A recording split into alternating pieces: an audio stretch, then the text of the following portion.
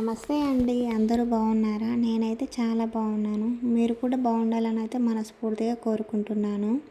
ఉదయం లేచినప్పటి నుంచి కూడా మేమైతే పక్షుల అరుపులతోనే మొదలవుతుంది. నన్ను లేపడానికి కోడి కూతలు కూస్తాయో లేదో తెలియదు, కానీ మా పిల్లల్ని లేపడానికి మాత్రం మా ఇంటికి ముందుకు వచ్చి మరీ కూస్తూనే ఉంటాయి. ఉదయం కోళ్ళని ఎల్లగొట్టడం కూడా నాకు ఒక డ్యూటీ. గిన్నెలు శుభ్రం చేస్తే కానీ వంట పని స్టార్ట్ చేయలేము కదా.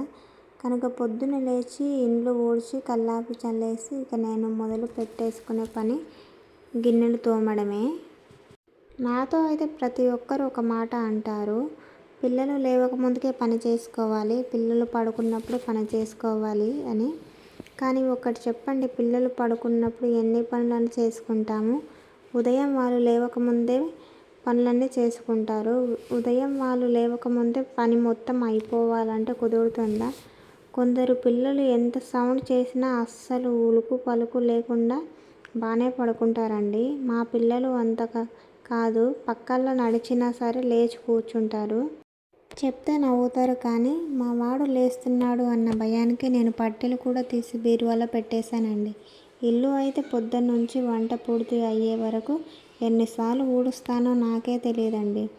అంటే లెక్కలేనన్నిసార్లు ఊడుస్తాను. అదేంటోనండి, సిచ్యువేషన్ ఎలా ఉంటుందంటే ఇల్లు నీట్గా సర్దుకున్నప్పుడు ఎవ్వరూ రారు. ఇల్లు ఊడ్చిన 10 నిమిషాలకు మా పిల్లలు చెత్త చేసిన తర్వాత ఎవరైనా వచ్చి ఇంకా ఇంత టైం అవుతుంది ఇంకా ఊడవలేదు అనేసి అంటారు. ఆ టైంలో నాకు వచ్చే కోపానికి మామూలుగా ఉండదండి. కానీ లోపలే కంట్రోల్ చేసుకుంటాను. ఇంకా మామూలుగా ఉండదండి, కానీ లోపలే కంట్రోల్ చేసుకుంటా. ఇంకా వంట చేయాలంటే సిలిండర్ మొత్తం ఖాళీగా నీట్గా ఉండాలండి. అప్పుడే వంట పైన ఇంట్రెస్ట్ వస్తుంది. ఇప్పుడు కనుక ఆడవాళ్ళు బద్ధకంగా ఉంటే ఆ ఇంట్లో దరిద్రం ఉన్నట్టేనండి. నీట్గా ఉంటేనే సిరి సంపదలు, మనశ్శాంతి, ఆనందంగా ఉంటుంది. ముందైతే ఇవన్నీ నాకు తెలియదండి, ఇవన్నీ పట్టించుకునేదాన్ని కాదు. ఇక జీవితం అంటే ఇంతేనండి. ఏడవటానికి, బాధపడటానికి 100 కారణాలు ఉంటాయి, కానీ నవ్వటానికి, సంతోషంగా ఉండడానికి 1000 రీజన్స్. అవి మనం వెతుక్కుంటూనే ఉంటామండి. బద్ధకం అనేది చాలా ప్రమాదం. బద్ధకం ప్రశాంతతను కోల్పోతుంది. బద్ధకం వల్ల లేటుగా లేవడం, మాటలు పడాల్సి వస్తుంది. అలాగే పనులు కూడా టైంకి కావు. ఎప్పుడు చూడు సోమరిలా పడుకోకుండా పనులు చేసుకుంటూ ఉండాలి. మీకు ఒక చిన్న కథ చెప్తాను.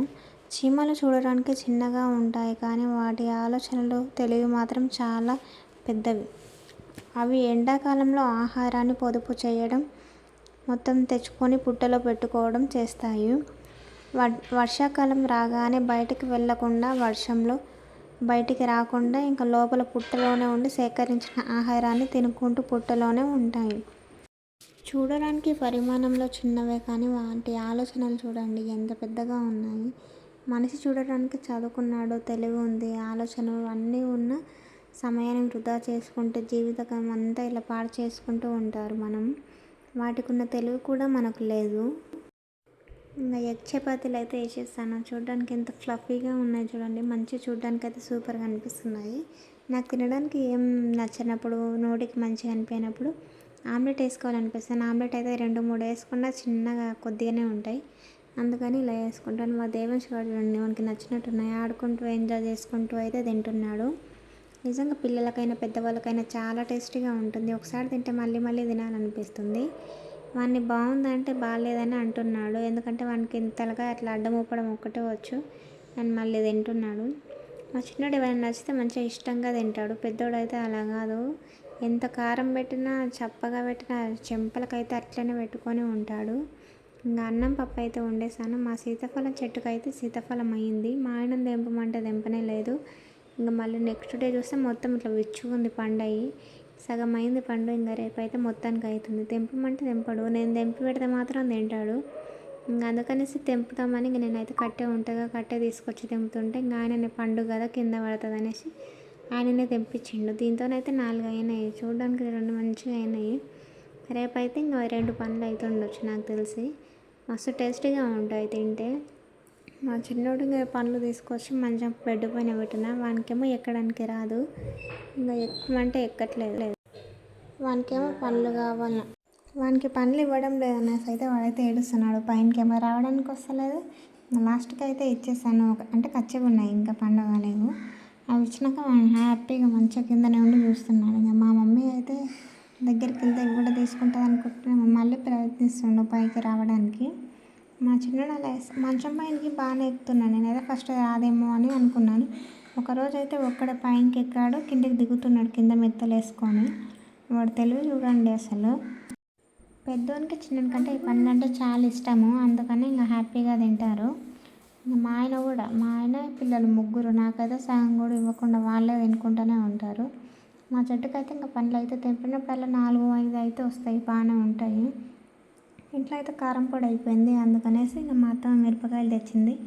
మిరపకాయలు, అల్లము, ఎల్లిపాయలు, ఇంకా ఉప్పు కూడా, అల్లం కూడా అయిపోయింది. అందుకని పైన ఎండకు అయితే ఆరేస్తున్నాను. కింద అయితే కోళ్ళు కుక్కలు ఉంటాయి, మూగులు పెడతాయి అనేసి పైన ఎండకైతే ఉప్పు, ఇంకా అల్లము, ఎల్లిపాయలు, కారం అయితే అన్నీ పెట్టేస్తాను. ఇంకా వాడి నల్లలు వస్తున్నందుకు చాలా రిలీఫ్ అయింది. ఎందుకంటే డ్రమ్ అంతా పాకర పట్టేసింది. ఆ డ్రమ్ అంతా కడిగేసి బట్టలు అయితే విండాలి. బట్టలు కూడా నానబెట్టేసిన. ఆ బట్టలు విండేసి ఇంకా పనులు అయితే వేసుకోవాలి. పొయ్యి నీళ్ళు అయితే పెట్టేసిన, పిల్లలకు స్నానం చేయించి మేము స్నానాలు చేసుకొని పనులు అయితే ఫాస్ట్గా వేసుకోవాలి. పల్లెటూళ్ళల్లో ఇంకా హౌస్ వైఫ్ అంటే ఇంక ఇలానే ఉంటుంది. రోజంతా పనులు చేసుకుంటూ సాయంత్రం పనులు, పొద్దున్న పనులు, ఇంకా మధ్యాహ్నం కొంచెం టైం ఖాళీగా ఉంటుంది, పడుకోవచ్చు. ఇంకా లేదంటే ఆ టైంలో కూడా ఏమైనా పని చేసుకోవాలి. ఆహా, కారం పొడి బయట తెచ్చుకుంటేనేమో కారమే ఉండదు, టేస్ట్ అస్సలు ఉండదు. మనమే పట్టించుకుంటే కొంచెం వేస్తేనే కారం ఉంటుంది, ఇంకా టేస్ట్ కూడా బాగుంటుంది అనేసి మా అత్తమ్మ అయితే తెచ్చింది. పసుపు కొమ్మలను పెట్టి పసుపు దంచిపించుకొస్తుంది. ఇంకా కారం పొడి, ఇవి ఇంకా అల్లం కూడా బయట నుంచి కొనుక్కొచ్చిన దానికంటే మనం పట్టించుకుంటే ఇంకా బాగుంటుంది అనేసి. మా ఇంటిపై నుంచి అయితే వ్యూ అయితే చూడండి, మంచిగా అనిపిస్తుంది. కొండలు, వాతావరణం, మొత్తం చెట్లు. మా ఊర్లో ఎక్కడ చూసినా కొబ్బరి చెట్లే కనిపిస్తాయి. ప్రతి ఇంటి దగ్గర 2-3 మాత్రం పక్కా ఉంటాయి.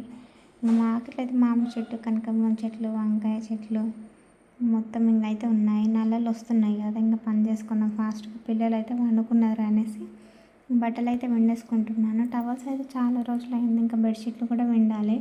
మా వాషింగ్ మిషన్ అయితే ఉంది, ఇంతకు ముందుకు దాంట్లోనే విండేస్తుండే. కానీ ఇంకా వచ్చేటప్పుడు మేము శంషాబాద్ నుంచి ఇక్కడికైతే ఊరికి వస్తున్నాం కదా షిఫ్ట్ అయ్యేటప్పుడు, అప్పుడు ఇంకా వస్తుంటే బండి మరి ఏమైందో గ్లాస్ అయితే పగిలిపోయింది. దానివల్ల డిస్ప్లే మొత్తం పగిలిపోయింది, అందుకని పని చేయట్లేదు. అదన్నప్పుడు అయితే నాకు చాలా హెల్ప్ అవుతుండే. ఇప్పుడు ఇంకా దీనివల్ల చాలా ఇబ్బంది అవుతుంది. ఇట్లా బట్టలు వండితే నడుము నొప్పులు, కాళ్ళు అయితే ఇడుచుకుపోతాయి. డెలివరీ టైంలో నేను తొందరగా చల్లనీళ్ళు అయితే ముట్టాను కాబట్టి ఇంకా కాళ్ళు ఇడుచుకుపోతాయి. ఇంకా ఫాస్ట్ అయితే బట్టలు అయితే విండేస్తున్నాను. బట్టలు విండేసి ఒక పని అయిపోతుంది, మళ్ళీ చూస్తే నల్లలు కూడా బంద్ అవుతాయి. ఇంకా బట్టలు అయితే అన్నీ విండేసిన, ఇంకా ఆరేస్తున్నాయి. దండలు అయితే 2-3 బట్టలు వేస్తే ఉక్కునేది అయిపోతూనే ఉంటాయి. మా ఆయన అయితే ఆరేస్తున్నాను ఇక్కడ. చూడడానికి కొన్ని అనిపిస్తుంది కానీ ఉతుకుతే మాత్రం తెలుస్తుంది. నాకైతే నడుములు అయితే బాగా నొప్పులేస్తున్నాయి. ఇంతే అండి ఈరోజు vlog. Okay, thank you for watching. Okay, bye.